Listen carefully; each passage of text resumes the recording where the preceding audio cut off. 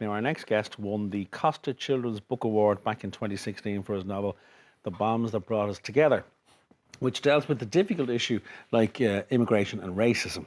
And he certainly doesn't shy away from tough topics in his new book, which tackles child carers and assisted dying. Award-winning author Brian Conaghan is here to tell us more about his brand new book, The Weight of a Thousand Feathers. Good morning to you, Brian. Morning, Brian. Good morning. Thank you for joining us this morning. These are tricky topics. This is a book for young adults, am I right? It is, yes. Yes. And it's about 17-year-old Bobby. Yeah. So tell us where Bobby is at and who he is. So Bobby is a 17-year-old, as you say, and he's the main carer for his mother, who has got a pretty aggressive and degenerative form of MS. He also cares for his younger brother, Danny, who's 2 years younger than him. And he's on the autism scale, is he? Well, it's not defined within the book. Okay. It's up to it's up to the reader to make that distinction. Because you don't want the character to be branded. Yes. No, straight to off. be characterised. Want them to let them grow Yeah. themselves. So the mother's MS gets progressively worse, she asks Bobby if he will assist in her dying.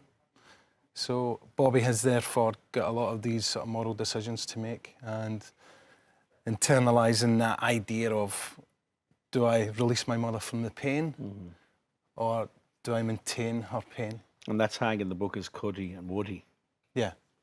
It's reading some of the research notes, Brian, and one of the things that jumped out at me was you were asked, as an author often is, why did you write that book? And it's very glib to say, well, I just did. And you spoke about, well, there were four main reasons why you wrote this book. Like, you have no personal connection to these stories in terms of, your own mother, as you said, to date has never asked you to kill her. Not yet. Yeah, not yet. Yeah. I've wanted not it a few today. times. But there's no connection to it. But talk us through why you wrote the book, because you wrote it first of all as a sort of a nod to people, to carers, first of all. Yeah, I spent many years as a teacher. So, and over those years, quite a number of years, 15 years or so, I came across a lot of these young carers, and they tend to suffer in silence. They tend to go through a system where they're unnoticed. But is it because it's the norm for them, Brian, and they know nothing else? They've been carers all their life almost. Perhaps, but also I think their greater responsibility is not at school and not about examination. It's about the bigger picture in their lives. So I just knew as a teacher one time that I wanted to maybe write about the life of a young carer, and that's what piqued my interest about that a long time ago. And I think what's important here is that it's not a story that's going to make the reader desperately sad throughout the entire book, because there is a balance between the darkness and the humour. Yeah, you're quite right. All my books I use a lot of humour.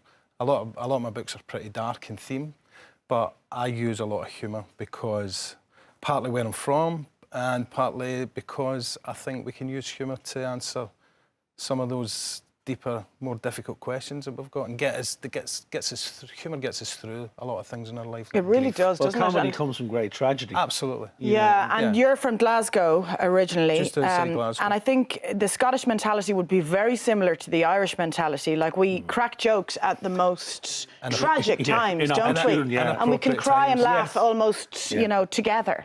Absolutely. As Simon says, there's a fine line between comedy and tragedy. Obviously, there's a cut-off point. And a stepping off point, but we use humour because sometimes it's another emotion how we deal with tragedy. Yeah. And is this? It's a strange question to ask, but in terms of, are these books that you set out to write, are they purposely kind of off topic, or topics that are not discussed, particularly in the YA category, in the young adult category? Because your previous book dealt with immigration and racism.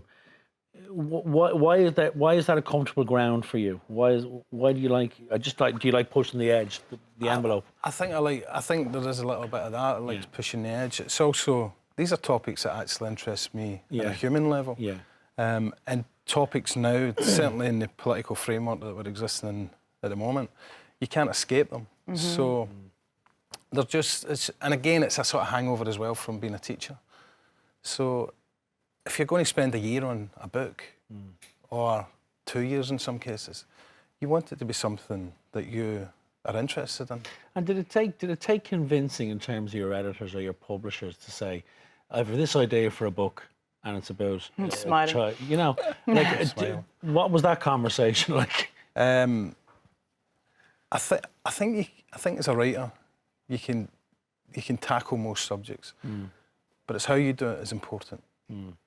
And I work closely with my editor, and it's almost like a collaborative process. You know, she guides me through it. Plus, they get to understand your style with more books that you publish. Absolutely.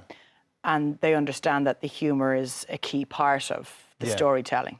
So, I mean, you're right, this is my 5th book, and they all deal with pretty sort of dangerous subjects, if you like.